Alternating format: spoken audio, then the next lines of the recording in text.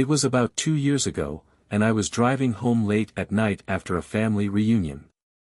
The drive was about 2 hours, and I didn't stay over because I had work the next morning.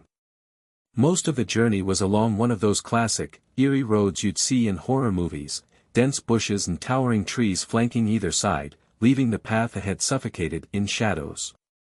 It wasn't exactly comforting, but it was quiet. I had been driving for about 45 minutes when the exhaustion hit me. You know that sudden, bone-deep tiredness that makes it almost impossible to stay awake. Yeah, that. I knew I couldn't make it home unless I got some rest, but there was nowhere safe to stop. No rest areas, no gas stations, just endless road and creeping fatigue. So, I did something I probably shouldn't have. I pulled off to the side of the road, onto the grass, tucking my car behind some bushes to keep it hidden from passing vehicles. I figured it'd be safer that way, but looking back, maybe it wasn't. I checked the clock, 11:22 p.m. With that, I leaned my seat back, closed my eyes, and let sleep take me. Not long after, I was jolted awake by a noise. Scratch, scratch, scratch. It was faint but unmistakable, like something scraping against the side of my car. My heart jumped as I sat up and glanced at the clock, 11:50 p.m.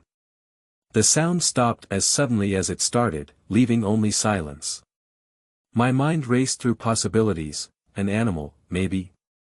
A branch brushing against the car. It didn't make sense, but I was so tired I decided not to investigate.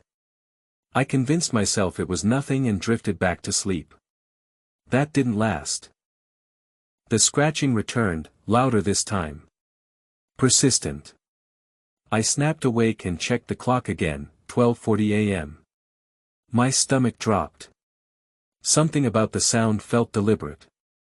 Uneasy, I stared into the darkness around me, the trees swaying in the faint breeze.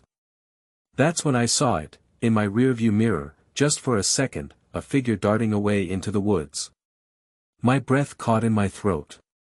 My pulse quickened as my mind jumped to every ghost story and urban legend I'd ever heard. Was it an animal? A person? My overactive imagination? I wasn't about to stick around to find out.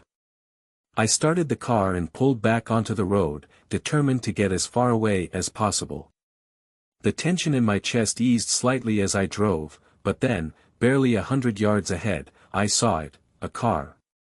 Parked off to the side of the road, its driver's side door wide open. I slowed down, curiosity getting the better of me. My headlights illuminated the empty interior, no driver, no sign of life. Something about it felt wrong.